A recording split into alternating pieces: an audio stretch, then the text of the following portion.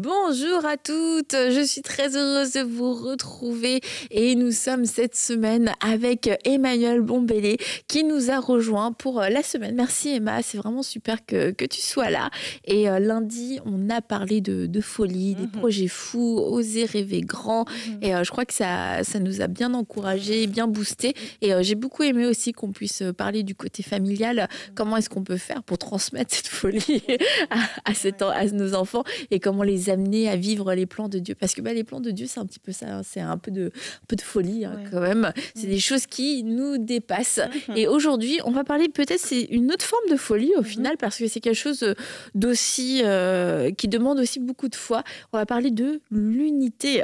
Comment être un agent d'unité. Et j'ai pensé faire aborder ce thème avec toi, Emma.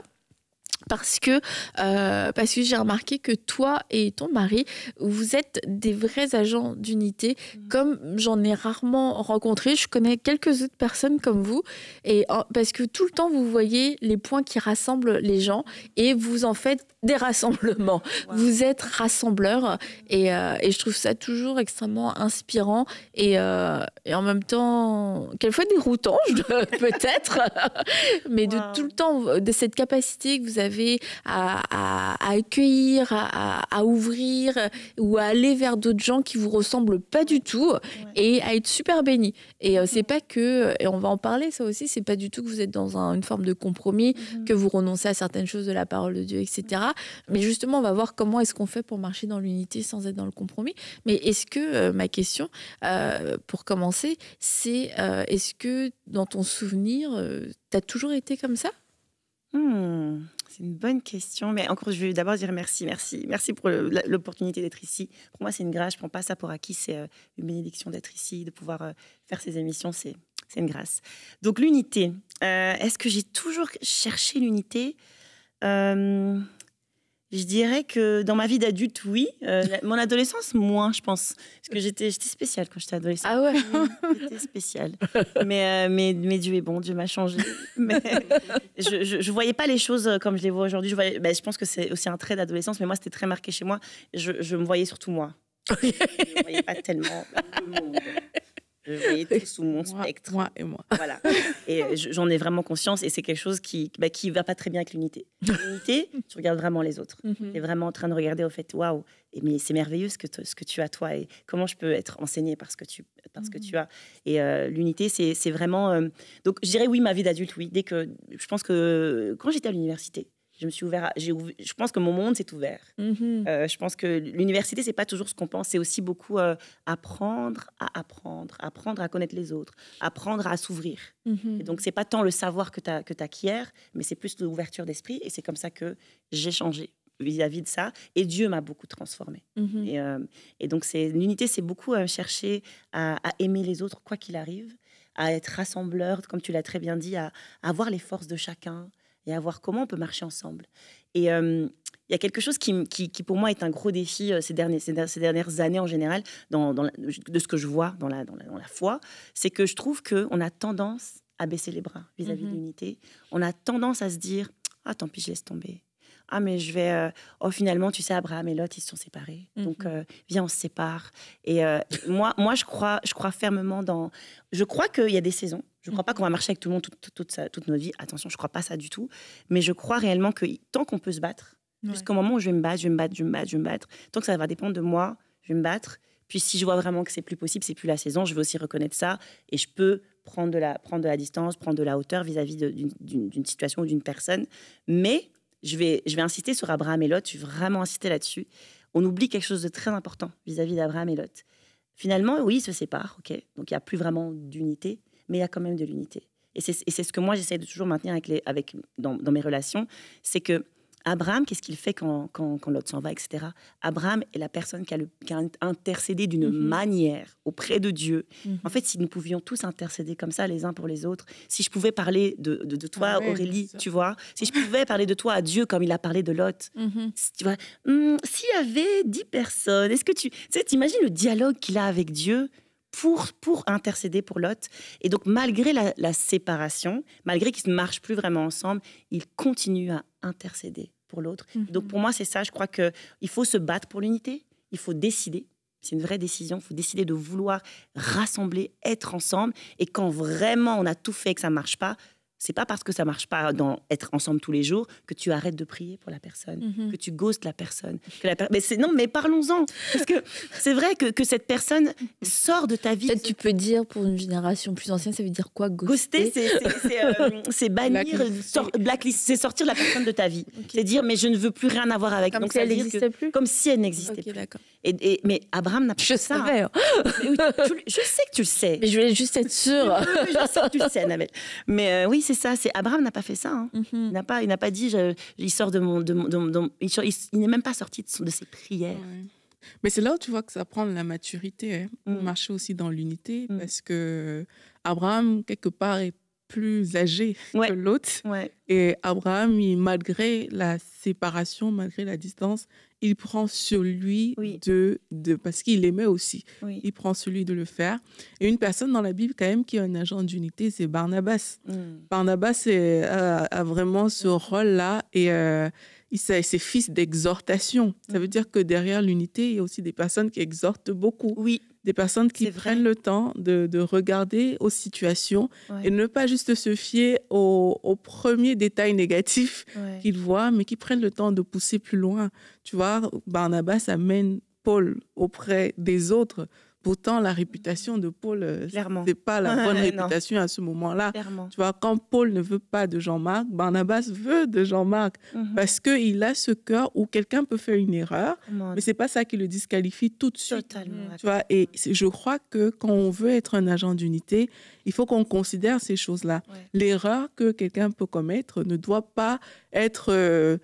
tout ne peut pas devenir noir parce qu'une personne a commis une erreur. Totalement. Donc, il faut apprendre à voir au-delà des actions, au-delà des choses que les gens commettent et aller chercher, on ne sera pas toujours d'accord, mais aller chercher des choses qui peuvent rassembler et travailler avec ça et ne pas prendre les faiblesses des gens comme une barrière ou un frein lorsqu'on veut marcher dans l'unité. Je pense que c'est très important et avoir ce cœur toujours d'exhorter, d'encourager les autres, ce cœur qui est attentif à certains détails et qui n'est pas prompt à juger et à mettre de côté. J'aime beaucoup ton exemple de Barnabas parce que je trouve que l'unité, c'est savoir se mouiller. Et moi, j'ai rarement peur de... Si c'est vraiment... Je sais que la personne, elle est imparfaite, mais j'ai sondé son cœur et c'est un cœur sincère.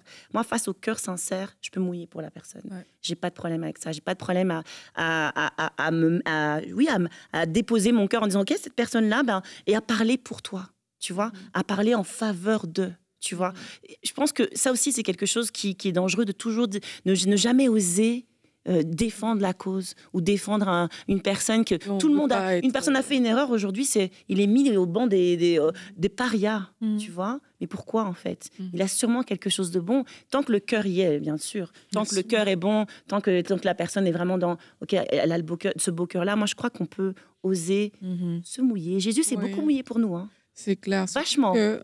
Se mouiller, c'est montrer ses couleurs. Mais oui.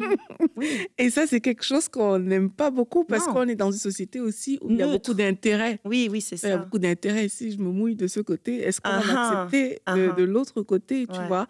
Et ça, c'est des choses, en tout cas, sur lesquelles il faut se mouiller avec les bonnes personnes. Oui. Non, mais ça, je l'ai dit en intro, Aurélie. Je n'ai pas dit, allez-y, foncez, mouillez-vous avec n'importe... Non, mais je pense que... Oui, c'est ça. C'est ça, c'est savoir avec qui, pour qui... Je peux vraiment mouiller, pour qui je peux intercéder réellement, comme tu as très bien dit. Et je tiens quand même à dire de source sûre, c'est moi la source sûre, que c'est quelque chose que je t'ai vu faire, Emma. Et ça, c'est quelque chose qui m'a même marqué beaucoup avec toi, Elifa, quand on s'est rencontrés. Et puis, je vous entendais parler. Je me dis, mais ces gens-là, ils aiment tout le monde. Et puis, ils sont exaltés par tout le monde. Ouais. C'est pas genre juste, ouais, sympa. C'est de voir tout ce qu'il y a de bien chez une personne. Et au début, tu peux te dire, dire, est-ce qu'ils sont naïfs? Est-ce que, tu vois, est-ce que vous voyez pas tout le reste du tableau? Et puis, en apprenant à vous connaître aussi, si on a conscience de tout le reste du tableau, mais c'est pas de ça dont on parle. C'est pas sur ça qu'on veut s'attarder. C'est pas ça qu'on veut partager non plus. Et puis, après, dans vos choix, puis dans la gestion de vos projets, de vos relations, etc., vous êtes sage, mais la manière dont vous allez aimer les gens et vous allez parler de ces gens-là, vous faites le choix de mettre en avant leurs forces, leurs qualités, ce qu'ils font de bien, et d'être tout le temps des agents et c'est ça aussi, des agents d'unité, c'est de pouvoir dire ah, ok, regarde, je connais un tel qui fait telle chose, super personne. Tu sais, Emma, c'est la première qui va me dire ah, moi je connais quelqu'un, super personne, vous pourriez faire quelque chose ensemble et tout. Et tu vois, c'est aussi ça l'unité, c'est de ne pas hésiter à promouvoir d'autres personnes, même si quelquefois c'est à notre détriment, dans le sens si je parle d'elle ou de lui, peut-être que moi je vais perdre ma place, peut-être que moi je vais perdre une opportunité. Et c'est ça en fait l'unité, quand tu dis c'est regarder l'autre, c'est considérer les intérêts de l'autre comme supérieurs à nous-mêmes. Et ce qui fait qu'on ne va pas être dans des petites guerres ou des grandes guerres quelquefois à se dire qu'est-ce que moi je vais perdre si je marche dans l'unité. Marcher dans l'unité, ça veut dire que je peux pousser quelqu'un, ça veut dire que je peux mettre en avant quelqu'un et je vais pas, mon calcul, ma réflexion derrière, c'est pas qu'est-ce que je vais perdre ou qu'est-ce que je vais gagner dans tout ça. C'est quoi mon intérêt? Est-ce que c'est bon pour les intérêts du royaume de Dieu? Est-ce que ça sert le royaume de Dieu? Oui, eh bien, on va mettre en avant cette personne-là. Et ça, c'est quelque chose que je t'ai beaucoup vu faire avec l'IFA. Et je trouve que c'est très beau, tu vois, parce que c'est pas quelque chose aujourd'hui qui est forcément toujours... qui est pas forcément qui est pas courant et je vais pas faire une émission sur ça, mais c'est sûr que il y a quand même non, mais c'est important il y a quand même quelquefois des espèces de stratégies, etc. dans le monde chrétien et vous êtes pas là-dedans. Non, mais vraiment bravo. merci beaucoup, mais c'est sûr, comme j'ai dit, c'est clair, c'est Dieu qui a façonné nos cœurs au fur et à mesure des années, qui nous a appris à aimer tout le monde et à voir, cette personne-là, regarde comme c'est beau ce qu'elle est capable de faire là. Et l'IFA, il dit souvent ça quand il parle de l'équipe avec laquelle on travaille. Il dit ils sont meilleurs que moi en tout. Et je suis très content, en fait, de travailler, heureusement, que je travaille avec des gens meilleurs que moi. Et je pense que c'est ça aussi d'être un leader. C'est un leader, on voit toujours le grand terme leader, comme tu es le boss, mais c'est pas ça. Un leader, c'est vraiment une personne capable de s'entourer de personnes meilleures qu'elle, plus capables qu'elle, qui vont réussir. Et tous ensemble, on va aller dans une belle direction, tu vois. Et je vois des grands leaders comme Moïse, etc. Il est entouré de gens meilleurs que lui, qui savent mieux parler que lui, savent mieux faire les choses que lui. Et puis, il faut savoir reconnaître ça dans la personne. Et oui, c'est ça. Et récemment, j'écoutais... le pasteur Atom, je suis très fan du pasteur Atom. Je le dis, je fais une petite dédicace. Non, mais vraiment, parce qu'il a une sagesse que je trouve impressionnante. Je trouve que quand il ouvre la bouche, c'est pas pour dire n'importe quoi. Tous ses mots sont pesés et choisis par l'esprit. Et donc, il disait, si personne te convainc, tu convaincras jamais personne. Et c'est vrai, en fait. Moi, ça me parle beaucoup parce que j'ai tendance à justement avoir ce cœur de dire, mais en fait, oui, tu peux me convaincre. Oui, je suis convaincue parce que tu as. Je suis convaincue parce que Dieu a déposé en toi. Et je suis pas comme, non, tu sais, les gens sont vite blasés. On a déjà vu, qu'est-ce que ça a de spécial? Mais moi, je trouve ça spécial, ce que tu as. Et puis, ça peut apporter dans le corps du Christ, tu vois. Moi, je médite beaucoup sur la famille en ce moment. On parle d'unité. Et souvent, dans la famille, c'est là où l'unité n'est pas gagnée. Non, mais c'est vrai, parlons-en. Et une chose que j'ai réalisée, comme la Bible dit, que chacun, au lieu de considérer ses propres intérêts, considère aussi celui d'autrui, c'est que pour avoir l'unité dans certains cas, il faut chercher à comprendre l'autre. Absolument. Avant de vouloir qu'on te comprenne. Totalement. Et ça va faire la différence, en fait, parce que quelquefois, on dit qu'on est des agents de paix, mais on milite, on défend notre point de vue, tu vois, et on n'ouvre pas la fenêtre, je le dis parce que ça m'est arrivé il n'y a pas longtemps, on n'ouvre pas la fenêtre forcément pour voir le point de vue de l'autre, pour penser avec la perspective de l'autre, mais on est tellement braqué sur ce qu'on veut, parce que ce qu'on veut est bien, et même spirituellement parlant, c'est que, mais oui, mais tu ne vois pas, c'est Jésus que je veux pour toi, je veux t'évangéliser, machin, mais à côté, tu as peut-être quelqu'un qui a un blocage, qui ne comprend pas certaines choses, mais tu as l'incapacité de te mettre à la place de cette personne. Et moi, je crois que ça crée beaucoup de tensions parce que ça amène des problèmes de communication. C'est que tu ne me comprends pas, je ne te comprends pas, et ça peut créer la division. Donc aujourd'hui, moi, j'aimerais encourager les gens à vraiment se mettre à la place d'autrui. Pas à la place d'autrui en réfléchissant comme toi, tu aurais réfléchi à sa place, mais vraiment pouvoir réaliser que, OK, voici ce que cette personne pense, en fait. Voici son paysage à elle. Son cadre, c'est celui-là. Et dans ce cadre-là, sa logique, elle est bonne. Dans ce cadre-là, rejoindre cette personne à ce niveau-là et pouvoir comme... répondre aux discussions, aux besoins en fonction du cadre de l'autre personne. Il faut qu'on comprenne l'autre avant de vouloir que nous, on nous comprenne absolument. Il faut prendre ce temps d'être sûr, est-ce que j'ai compris la personne en face? Et ça, je crois que ça va vraiment bénir les gens et faciliter aussi au niveau de ce travail d'unité. Et c'est pour ça quand on lit ce passage dans Romains qui nous parle de la paix, si cela est possible, dans la mesure où cela dépend de vous, soyez en paix avec tous les hommes. Et tu vois, quelquefois, on se dit, si cela dépend de moi, non, ils ne veulent pas la paix. Parce qu'ils ne me comprennent pas, parce qu'ils ne sont pas d'accord avec moi. Mais en fait, c'est de comprendre, j'ai une responsabilité dans cette recherche de la paix. Et c'est que, on peut, comme tu disais, on peut baisser les bras un peu trop vite parce qu'on se sent incompris. Le fait juste de se sentir incompris, on a l'impression que la personne en face ne veut pas la paix. Et on se dit, à cause de ce ça-là, écoute, ça ne dépend pas de moi. La personne, clairement, elle ne veut pas la paix. Mais si ça dépend de moi, c'est quoi le dépend, en fait? Qu'est-ce qu'on entend par là? C'est quoi ma part là-dedans? Et c'est sûr que d'être un agent d'unité, c'est beaucoup plus difficile que d'être neutre ou que d'être un agent de division. Parce qu'un agent de division, sans être un loup dans la bergerie, on sait juste être charnel, avoir envie de raconter des trucs, juste pour... ou des gens curieux, quelquefois qui veulent savoir les histoires, ou juste parce que tu as été blessé, tu as envie de partager tous tes trucs, et puis qu'on prenne ton parti, et tout ça. Et tu vas être un agent de division malgré toi à ce moment-là, parce que tu vas exposer tout le mal qu'une personne t'a fait, mais peut-être que cette personne, elle est super, mais juste avec toi, elle n'a pas été super, mais que pour le reste des gens, elle va être super. Donc, qu'elle puisse rester super pour tout le monde, tu vois. Et le neutre, c'est, comme on en a parlé, c'est qu'on n'ose pas aller à la défense de quelqu'un, on n'ose pas s'afficher quelquefois avec quelqu'un. On peut avoir une amitié, puis de dire, non, je ne la connais pas. Non, on s'est croisés rapidement, je sais pas. Et l'autre qui dit, c'est ma meilleure amie. Là, attention, parce qu'il y en a, c'est n'importe quoi, franchement. Ça, il y a des gens, moi je connais trop bien Annabelle. Je connais trop bien Annabelle, oui, on s'est croisés en effet il y a 15 ans, c'était bonjour. Si c'est le ton trop bien, eh bien tant mieux. On n'a pas vraiment échangé depuis. Et c'est plus facile en fait, c'est plus facile d'être soit dans l'un, soit dans l'autre, que d'être un agent d'unité, parce qu'un agent d'unité, ça veut dire aller marcher sur l'eau quelquefois, ça veut dire aimer, c'est pas facile. C'est ça, c'est choisir cette voie-là. Et franchement, c'est pas facile. Ça demande de marcher dans l'esprit.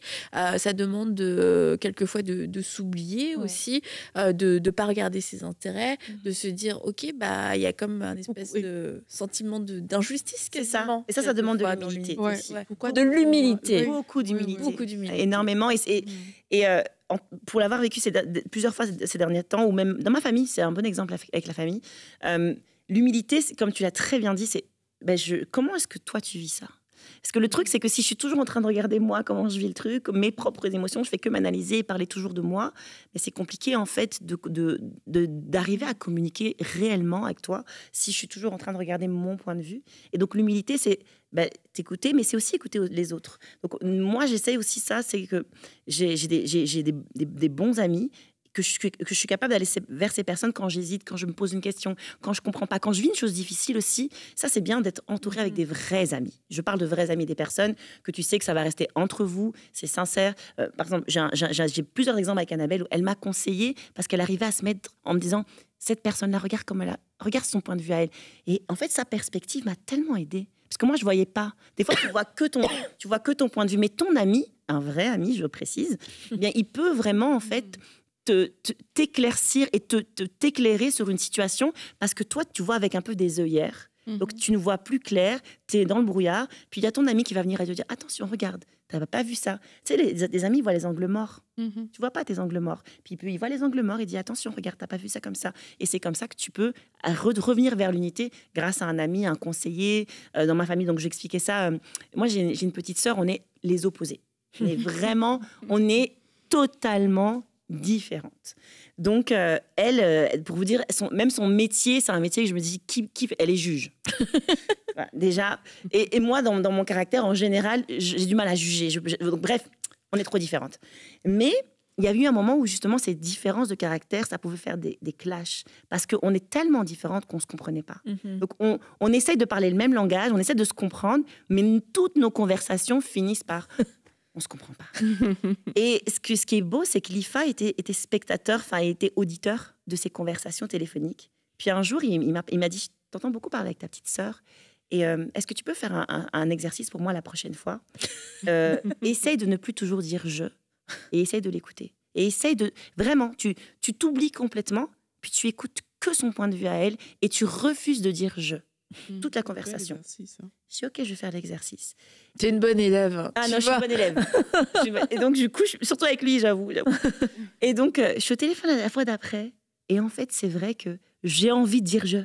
Donc, je me rends compte, en fait, que c'est vrai que c'est quelque chose que je dis souvent. Mais moi, je pense ça.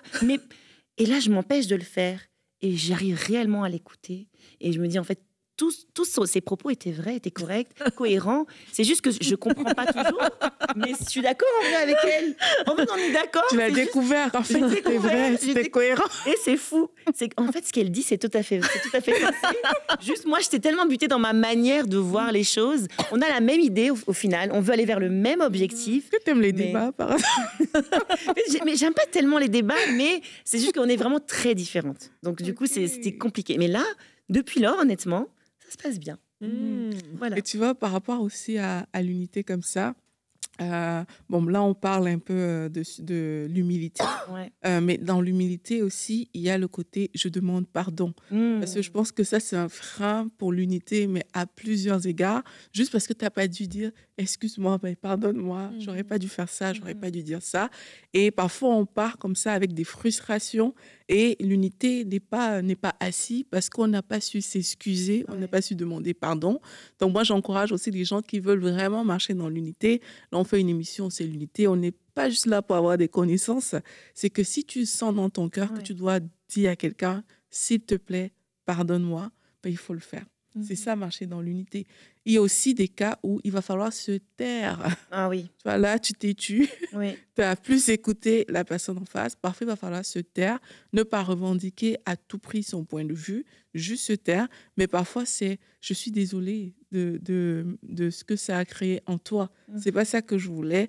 Pardonne-moi, s'il te plaît. » Et ça va venir rétablir beaucoup de choses qui ont créé des divisions dans certaines maisons, dans certaines relations, tout simplement parce qu'on n'a pas su le faire. Donc, si c'est votre cas aujourd'hui et que vous aviez peut-être une belle relation, je ne sais pas, avec des frères, des sœurs, des amis, et qu'aujourd'hui, vous voyez qu'il y a des tensions qui sont là, pour avoir l'unité, parfois, il faut savoir s'humilier aussi dans ce sens-là et juste dire « pardonne-moi, en fait, j'aurais pas dû dire tout ça, j'aurais pas dû pousser à ce niveau-là. Pardonne-moi, je ne voulais pas créer ça à l'intérieur de toi. » Et je pense que c'est un bon pas à prendre aujourd'hui. Et on va parler aussi, je pense que c'est important de parler de l'unité sans se compromettre. Parce que ça, c'est tout un débat. C'est oui, mais on est différents. On ne croit pas les mêmes choses. On a des doctrines différentes. Et du coup, il peut y avoir toutes sortes de réactions. Il y a moyen, on ne peut rien faire parce qu'on ne peut pas s'entendre, ou alors on fait tout ensemble parce que on aime Dieu, tu vois. Là, c'est vraiment, on vise la plus grande divinité. Oui, on s'unit un petit peu avec tout le monde. Bon, sincèrement, c'est sûr que dans les deux cas, c'est extrême. Mais comment est-ce qu'on peut faire pour marcher dans l'unité avec des gens qui ont des doctrines qui vont être contraires à la parole de Dieu et du coup, tu ne peux pas adhérer à ça. Mais ceci dit, il y a quand même un point commun. et il y a moyen de faire des choses ensemble. Comment est-ce qu'on peut faire pour... Est-ce que c'est une bonne chose de le faire, et si on le fait, comment est-ce qu'on fait, tu vois, pour pas tomber nous-mêmes dans le compromis? Ouais. En fait, sincèrement, si c'est des personnes qui sont vraiment pas du tout dans la parole, qui sont dans des choses opposées à ce que Dieu dit, moi, j'aurais du mal à m'associer, tu vois. Déjà, je pourrais prendre position en disant, c'est pas quelque chose avec lequel... je n'ai rien contre cette personne, je l'aime, je vais prier pour cette personne, mais je pense pas que c'est ce que je dois faire, m'associer avec cette personne, surtout si elle est vraiment convaincue que ça, c'est bon, alors que c'est totalement... Voilà. Donc là, je vais me protéger dans ce sens-là. Je vais te dire, je vais même me protéger dans le sens où, on va dire même au sens large, sur les réseaux. Tu vois, on est dans une ère numérique, il y a plein de doctrines. Il y a plein de gens, on est d'accord, on n'est pas d'accord là. Il y a plein de gens que vous et moi, on sait ça, c'est pas de Dieu. Ok. Est-ce que je vais regarder sans cesse que c'est pas de Dieu? Non. Vous savez ce que je fais, moi, sincèrement? Toutes les choses que je me dis, ça là, ça va juste me troubler, ou je vais pas pouvoir garder mon cœur, parce que ça va m'empêcher, soit je vais juger, ça va renforcer le sentiment qu'il n'y a pas d'unité. Vous savez ce que je fais? Je masque. Sincèrement, tu peux dire à Facebook, aide-moi. Tu ghostes? Non, je ghoste pas. Je ghoste parce que c'est bloqué, ghoster. Ok. Personne. Enfin, si, je peux, oui, non. Ok, dans ce cadre-là, est-ce que je peux bloquer des gens? Mais je ne bloque pas ces personnes-là, tu vois. Ils m'ont rien fait personnellement du tout, et je me sens pas attaquée. Je veux juste, en fait, protéger ce que je vois, des doctrines que j'entends, et je veux pas m'associer à ça, tu vois. Maintenant, est-ce que ces personnes-là, je vais les aimer? Oui. Est-ce que si cette personne veut aller manger avec moi, je vais refuser? Non, je vais aller. On peut manger, on peut. Et si la personne est ouverte avec une conversation, je vais parler. Et je vais dire, je vais rester sur mes fondements, je vais rester sur ce que Dieu a dit. Ça, tu dois être inébranlable par rapport à ça. Tu peux pas dire peut-être. Il y a plus. Le nombre de mes patients, par exemple, qui sont musulmans, je vais pas dire mais il y a plusieurs dieux. Ouais, non, Allah, c'est aussi un truc. Non, je vais pas dire ça. Je vais rester sur mon Jésus là. Mais donc avec amour et avec tact, avec bienveillance. C'est ça que je dirais. Je sais pas si ça répond à la question. Mais... Si, ça répond à la question, mais je pense que quelquefois, quand on a un désir d'unité à tout prix, on serait prêt à se dire, bon, ok, balayons toutes nos différences, tout ce qui peut nous séparer, mais c'est pas une unité à tout prix, parce qu'on n'est pas appelé à marcher avec tout le monde, et surtout pas à s'associer en fait avec tout le monde. Et il faut dire, il y a un danger même spirituel à s'associer à des doctrines diaboliques, à des choses qui sont pas du tout conformes à la parole de Dieu. Maintenant, d'avoir des interprétations différentes, faut savoir évaluer. Est-ce qu'on parle d'une fondation? Est-ce qu'on parle de Jésus-Christ, Sauveur Seigneur, ou est-ce qu'on parle d'un détail, tu vois? Il y a des choses, ça relève du détail, mais on croit dans le même message de l'Évangile, et on croit... Là, dans ce cas-là, on peut se rassembler là-dessus. Et c'est juste que quelquefois, il y avait un prédicateur qui disait que on regarde tout le temps au pépin, en fait, chez l'autre. Et que, mais nous tous, on a un pépin dans le sens, si nous, on est d'accord, moi, je trouve qu'on va être d'accord sur plein de choses, mais c'est sûr, il y a des choses où on va pas être d'accord, et on voit pas exactement la même chose, on va pas avoir... Mais si, la même interprétation, si on se dit, pour m'associer ou pour travailler, pour collaborer avec quelqu'un, je dois être à 1000% d'accord, tu feras rien avec personne. On va rien faire. Et c'est comme ça aussi qu'on se retrouve dans l'autre extrême, où on ne s'associe à personne. On est seul, on est très seul, parce qu'on a l'impression qu'on a un peu une vérité absolue, et que personne va nous comprendre, et que non seulement personne nous comprend, mais que les autres vont venir nous corrompre ou nous salir avec une doctrine erronée. Alors, il faut peut-être revoir c'est quoi notre définition de la doctrine erronée, puis de pas marcher avec cet esprit de peur, être conscient, avoir du discernement. Ok, il y a des choses, clairement, je peux pas m'associer, mais il y a des choses, c'est pas dramatique, en fait. C'est pas grave. Ça nous ramène je vais pas... Annabelle, parce que si je crois que j'ai le grand savoir de je sais tout mieux que tout le monde, et que j'ai la révélation ultime, que toutes les autres églises, elles sont dans l'erreur, c'est très dangereux. Parce que ça, c'est vraiment, tu vas vers un orgueil où c'est moi, j'ai la révélation ultime. Non, l'humilité, c'est être capable de dire, il y a plein d'églises, elles sont belles. Tu vois, je peux apprendre, je peux visiter, je peux aller à telle église, et j'apprends plein de choses, et ils ont des forces que je n'ai pas, en fait. Et moi, c'est ce qu'on fait quand on a bâti la première église qu'on a fait, la chapelle. Avant de bâtir la chapelle, on avait fait un été entier où on allait à Hillsong Paris, on allait voir comment ils font. Ils ont tellement de force, Hillsong. Tu vois, ils ont tellement de potentiel, ils ont tellement des choses que tu te dis, mais ils font ça mieux que moi. Est-ce que je peux voir comment vous faites et m'inspirer, tu vois? Et donc, faut avoir cette humilité-là de dire, ok, non, mais j'ai pas le savoir ultime. Donc, c'est ça. Donc, c'est comme tu dis, c'est éviter les extrêmes. L'extrême, c'est j'ai le savoir utile, mais je me mélange jamais avec personne. Et l'autre extrême, c'est je me mélange avec tout le monde et du coup, je fais des alliages disparates.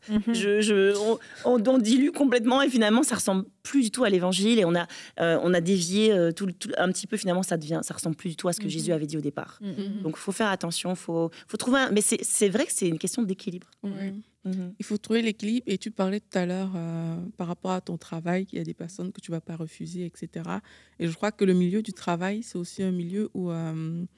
parfois, la compromission ne se cache pas bien loin quand on est dans certains milieux de travail. Et je crois qu'il faut réaliser que chacun a son rôle, chacun a son style, sa façon de faire les choses, et il faut respecter ça. Parfois, tu vas voir dans certains métiers, les gens vont se compromettre parce que c'est comme ça qu'on fait. Et je recherche l'unité. Mes collègues ne pensent pas comme moi, mais OK, je vais faire comme eux, etc. Et ça va venir vraiment être... quelque chose qui ne te permet pas de briller. Alors que dans la parole de Dieu, on dit qu'on n'allume pas une lampe pour la cacher et que notre lumière doit briller auprès des hommes. Et quand tu réalises que surtout, moi là je parle vraiment dans le cadre professionnel, hein, que tu es facilement impressionné peut-être par tes collègues, tu as tendance à suivre en fait. Tu as tendance à suivre certaines choses. Tu ne peux pas dire non si on te demande de mentir parce que voilà, tu recherches la paix ou l'unité à tout prix. Mais là, il faut quand même prendre du recul et se demander qui est mon Dieu au final. Est-ce que c'est ce travail que je suis en train de faire? Est-ce que c'est mon patron? Ou alors, est-ce que c'est Dieu qui est vraiment mon Dieu? Et trouver une façon de faire les choses correctement. À ton travail, tu ne vas pas forcément aller démissionner parce que ton patron t'a dit de dire que je ne suis pas là alors qu'il est bel et bien là. Mais tu peux dire à ton patron, je dirais que vous n'êtes pas disponible pour le moment vu que visiblement, vous ne voulez pas parler à cette personne-là, tu vois. Et ça va t'aider à avoir ces bonnes valeurs dans un certain milieu sans te compromettre. Donc, moi, il y a toujours des pistes de sortie, en fait. Il y a toujours des moyens, partout où on est, de fuir cette compromission-là sous prétexte d'unité. Il y a toujours façon de le fuir. Il faut juste qu'on prenne du recul, qu'on se dise, OK, à mon niveau, dans cet endroit où je suis, comment je peux faire dans cet univers pour ne pas me compromettre, mais pour ne pas non plus être en conflit avec les gens parce que je ne me suis pas bien exprimée, j'ai manqué de sagesse, je suis venue juger tout le monde, que mais vous êtes des menteurs. Vous dites, non, il faut trouver le juste milieu et naviguer là-dedans pour pouvoir rester cette lumière aussi que le Seigneur veut qu'on soit dans notre environnement. Et je veux revenir sur Abraham et Lot, dont tu as parlé au début de l'émission. C'est qu'il y a une séparation physique, mais Abraham avait ce cœur d'unité. Et l'unité, ça commence dans le cœur, en fait. Parce qu'on peut poser des actes d'unité, mais bon, si notre cœur n'y est pas, je veux dire, on est comme une cymbale qui retentit. Maintenant, si on a ce cœur d'unité, il doit y avoir des actions qui doivent en découler, mais ça commence d'abord dans le cœur. Et c'est le fait d'apprendre à aimer son prochain, d'apprendre d'avoir ce cœur pour, comme tu l'as dit Aurélie, comprendre l'autre, célébrer l'autre, etc. Voir qu'est-ce que toi, Seigneur, tu fais avec cette personne que tu fais pas avec moi, non pas parce que je m'en plains, mais parce que je veux voir ta diversité à travers toutes ces personnes-là. Et quelquefois, on peut se dire l'unité, c'est forcément cette proximité. Et en fait, non, il peut y avoir une unité qui est avant tout dans le cœur et où on n'a pas de projet, on n'a pas de pensée, de division, on ne médite pas le mal sur tout le monde et ça commence dans le cœur, mais pourtant c'est pas des gens que je vais côtoyer tout le temps et c'est pas non plus des gens avec qui je vais tout faire. Et c'est ça aussi l'extrême de l'unité, c'est de se dire faut qu'on fasse tout ensemble. Oui, et dès que parce que sinon on n'est pas dans l'unité. Et je trouve que MCI est un bon exemple en fait d'unité dans le corps de Christ, dans le sens où il y a une équipe qui est ici et on est là et on marche ensemble au jour le jour. Puis il y a des personnes, tu sais, comme toi, tu viens aujourd'hui et tu repars après. Tu repars après et on le fait dans l'unité. Et ça ne veut pas dire que parce que tu nous aimes, parce qu'on t'aime, que forcément, tu sais, on doit se greffer, on doit fusionner nos visions, que des gens qui s'aiment à l'extérieur, forcément, il faut qu'ils aillent dans la même église, il faut qu'ils fassent le même ministère. Non, on peut être dans l'unité, mais en faisant des choses différentes et en trouvant des terrains d'entente pour quelquefois aussi se rassembler et accepter de se rassembler rassembler, avoir ce désir que si l'opportunité se présente, bah oui, je vais en faire partie, même si peut-être j'ai pas la première place, même si bon, il y a peut-être un ou deux trucs, c'est pas trop mon délire, mais qu'est-ce que ça va porter comme fruit? Est-ce que ça va être utile? Encore une fois, on en revient à ça. Est-ce que ça va être utile pour le royaume de Dieu? Est-ce qu'on va gagner des âmes ensemble? Est-ce qu'il va y avoir une force d'impact si on se rassemble ensemble? C'est comme on fait pour les conférences. Moi, la conférence Pentecôte, on se rassemble. Il y a des personnes qui viennent et quand on se dit on se rassemble, c'est sur le stage, mais c'est aussi dans la salle. Les personnes qui assistent, on se rassemble, mais on va pas tous vivre ensemble après la conférence Pentecôte. Même si on a un esprit d'unité, chacun va rentrer dans sa maison. Et c'est ça qui se passe dans le MCI. C'est oui, autant quand on participe aux émissions, mais autant aussi le fait de croire, de participer aux activités, de regarder les lives. Pour moi, ça, c'est une expression de l'unité qu'on a dans le corps de Christ et qui nous montre aussi qu'on n'est pas obligé d'être ensemble H24. Exactement. Et les fruits parlent, tu vois. Et les fruits de MCI parlent aujourd'hui. Les millions de personnes, les témoignages que vous recevez tous les jours, certainement de personnes qui sont sauvées, qui sont guéries, transformées, des vies impactées, c'est les fruits de personnes qui se sont unies autour de la même vision, de la même mission. En fait, on a tous la même mission. Déjà, ça nous rassemble. On a toute cette mission, aller faire fête de toutes les nations, des disciples. Ça, c'est sûr, ça va tous nous rassembler. Donc, EMCI, c'est ça. Puis et les fruits sont là. Et je crois que oui, tu as raison. Quand on se met ensemble, et c'est pas tous les jours, tu vois, c'est pas, on vit pas tout le temps avec tout le monde. On ne peut pas marcher tout le temps avec tout le monde. C'est pas possible, même si on aime tout le monde. Il y a des saisons, il y a des temps, puis il y a des personnes avec qui tu vas marcher. Et ça, n'aie pas peur que parfois, tu vas marcher 1 an, 2 ans, 3 ans avec quelqu'un. C'est pas parce que tu l'aimes pas ou que quoi que ce soit qu'à un moment donné, il va y avoir on marche plus vraiment dans la même direction. Vous avez pris cette direction-là, nous on a pris cette direction-là, mais on s'aime là. On continue à s'aimer, ça ne va pas faire que tu ne l'aimes plus. Puis des fois, on peut, comme tu dis, très bien se rassembler autour, encore une fois, de la même mission, parce qu'on a la même mission. Récemment, il y avait un mouvement qui s'est passé à Montréal, et ça s'appelle Revival Montréal, et il y avait des gens de toute église. Et il y avait des gens de plénitude, il y avait des gens des églises anglophones, hispanophones, puis on était là, Lifa et moi, et on était tellement touchés. Et les fruits, les amis, les fruits qu'il y a eu, on a vu des gens qui venaient à un match de hockey là, avec leurs vêtements de hockey, accepter Jésus. Ils venaient pour autre chose, ils venaient pas pour ça. Puis ils étaient dans la rue, puis ils s'arrêtent, ils voient l'unité. Ils voient que, tiens, mais toutes ces personnes, qu'est-ce qui les rassemble? C'est Jésus qui nous rassemble, puis ils sont touchés, et puis ils lèvent la main, et là, tu as tout gagné.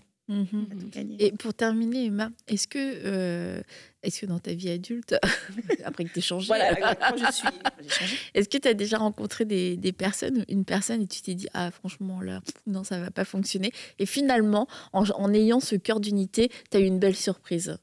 Oui, c'est vrai que ça m'est déjà arrivé, parce que l'homme regarde à ce qui frappe aux yeux, forcément, et c'est Dieu qui regarde au cœur. Et nous, on a tendance à regarder les premiers.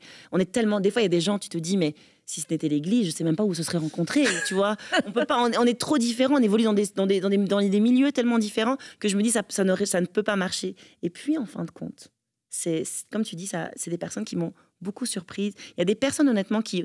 Il y a une longévité de relation. Je me permets de citer un nom parce que c'est un homme extraordinaire qui s'appelle Jean-Marc.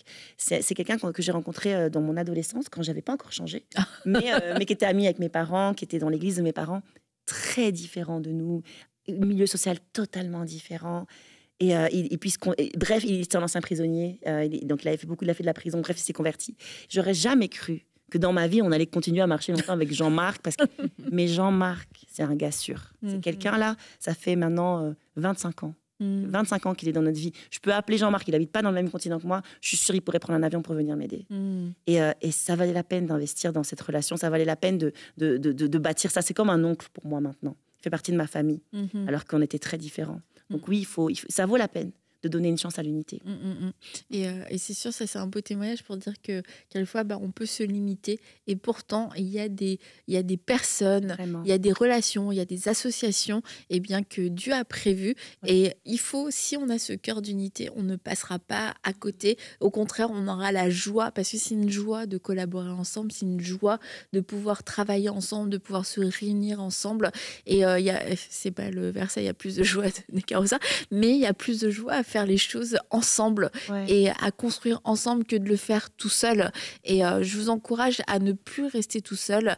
Et puis, si vous avez été blessé dans le passé, si vous avez été déçu dans le passé, vous dites, ouais, mais moi, on m'a trahi, on a exagéré, etc. C'est le temps de guérir. C'est le temps de guérir. Aujourd'hui, l'Église vit une saison, une belle saison, mais une saison où on doit apprendre à marcher dans l'unité. On doit apprendre à marcher dans l'humilité. Amen. Et je ne voudrais pas que tu manques ce temps. Je ne voudrais pas que tu passes à côté de ce que Dieu est en train de faire aujourd'hui. Alors, prends le temps de laisser Dieu guérir ton cœur pour pouvoir à nouveau te connecter avec d'autres personnes. Et l'unité, c'est pas forcément pour toute une nation, etc.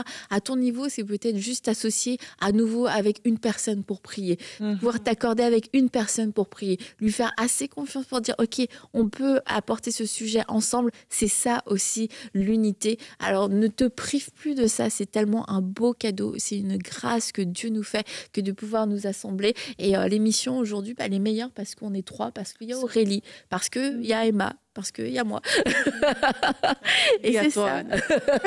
Mais c'est ça, l'unité, c'est j'en fais partie, mais avec d'autres, en fait. Et merci Emma d'avoir changé. On remercie le Seigneur de t'avoir changé. De t'avoir changé et puis de nous avoir unis parce que nous-mêmes, ici, on est tous les 3 très différentes. Et peut-être qu'en dehors de notre foi, on n'aurait pas forcément connecté. Aurélie, je ne sais pas ce que tu aurais fait de moi. La même chose que des nains. J'allais dire. Oh, ça, c'est une autre histoire. Mais merci Emma d'avoir été avec nous. Puis on va se retrouver vendredi. Tu vas être encore avec nous. On termine cette semaine ensemble. Alors on s'est dit à vendredi. Bye. Et bon... non, pas bon week-end. Il reste encore plusieurs jours. Bye bye. À vendredi.